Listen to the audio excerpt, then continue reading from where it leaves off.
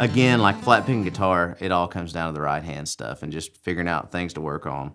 Like for me, one of the big things, and I still do it every day, is kind of go over a cross picking pattern. So I'll do like, and it's more like 3-note kind of clusters, but I'll just play like over a C chord. And it's kind of my way of getting my hands working together. But I'll just like play, 6-5-4, 5-4-3, 4-3-2, 3-2-1, and then back up. So I'll just play it like.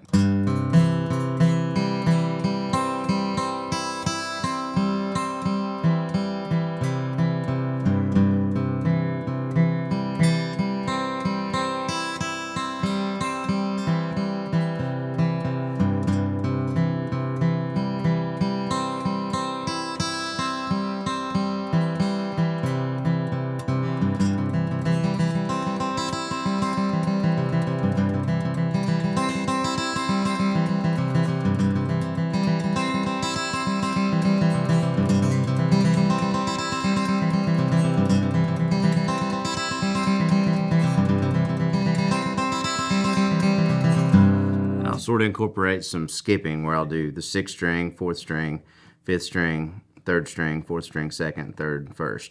And I'll do that, incorporating it with that cross-picking thing. So, like for instance.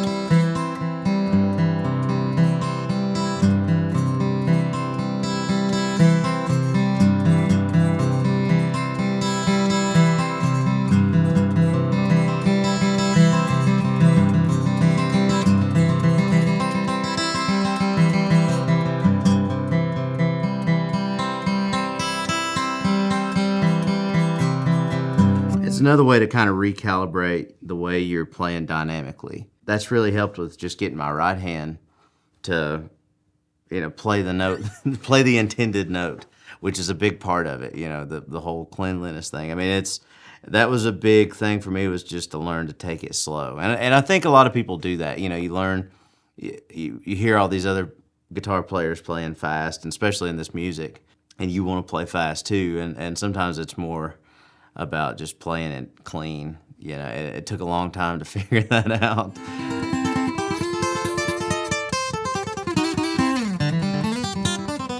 When I first started picking songs, it was fiddle tunes and kind of that style, Doc Watson stuff. So, it's such a vocabulary. Like there's obviously the Doc stuff, and there's the Tony stuff, but there's also like fiddle licks in that I would work on at a slower tempo. Like one of them,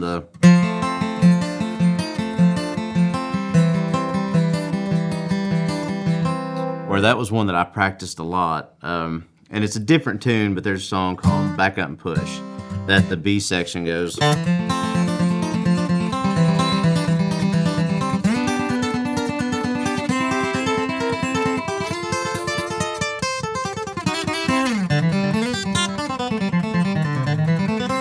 The back half's improvised, but the first half of it.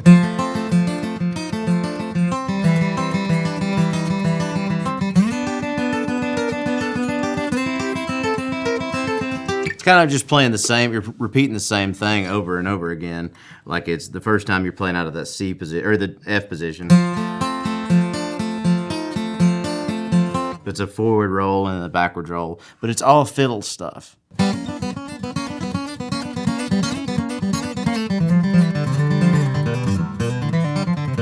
All that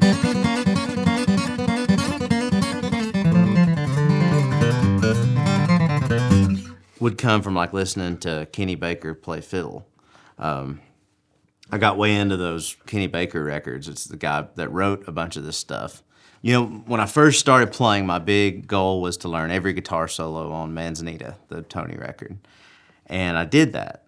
And after that, you're kind of like, well, it's kind of hard to incorporate that stuff into songs that are not those songs from that record. And so I started working on like the fiddle tunes or the fiddle solos from that record, or the dobro stuff, until I'd learned like every solo on that record from every other instrument. And so that's a big part of it. It's like is learning this vocabulary, even just by osmosis, just listening to it and trying to pick up different things. I mean, not a lot of acoustic guitar players do the bending stuff. But at a certain point, I started getting into other kinds of music and I started playing electric guitar. And so I got way into the blues stuff, like B.B. King and playing.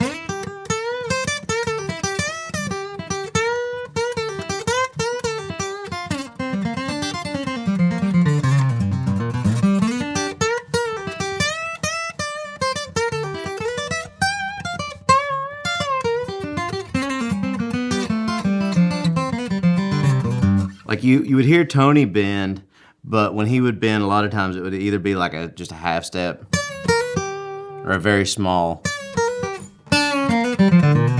those kind of bends. And but I didn't really hear, maybe for good reason, but I didn't hear a lot of acoustic guitar players bending that much. And so, I mean, there was a good span of my life where I mainly played electric guitar, and I didn't really play acoustic guitar as much. At that point, I was getting into, everything from Slayer and kind of the metal stuff, as well as like Wes Montgomery and Grant Green and a lot of, jazz guitar stuff. And so I was trying to just bring a lot of that into, the way I play acoustic guitar. And then also I'm a big country fan and pedal steel licks.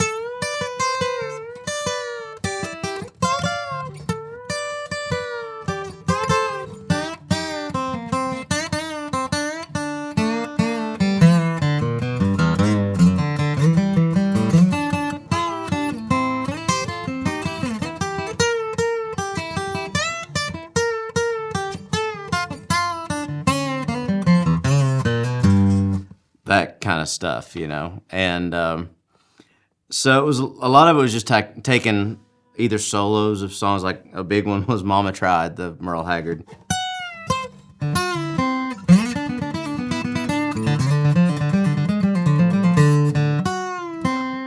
Just trying to work on them with acoustic guitar, and so that was another biggie. Can we hear your best mashup of something from Slayer? I'm not well versed in the Bluegrass Slayer stuff.